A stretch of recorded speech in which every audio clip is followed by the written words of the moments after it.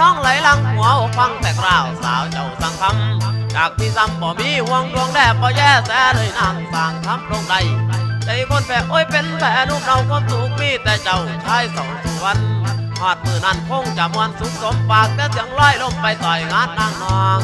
ยืนมองน้ำตาไหลหยดยืนมองเขารดน้ำสั่งให้เธอส่วนเรายืนเก้อมองมือส่วนเรายืนเก้อมองมือจิตใจระเมอเพลอพำรำพัน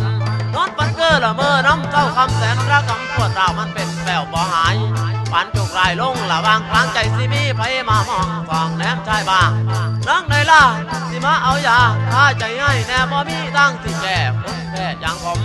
รักขาดลมลดลวงดวงแดดใดแต่ยืนและมองฟังหูเขาชื่นยืนมองน้ำที่ไหลผ่านมันกับตะวันเมื่อผ่านไปยะโสธรก่อนเคยใช้ไหลเหตุจะไหนเปลี่ยนไปโวคนคนจนอย่างพี่เขาผ่านให้หนูนงคลานจะบอกก็ทนนี่แหละรักของคนจนฟ้าไม่บันทนเหมือนคนเขารวย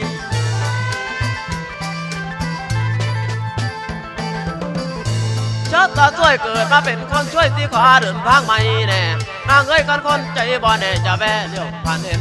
เป็นผู้แบกจากความรักเคยหวานขอละมันที่น้องว่า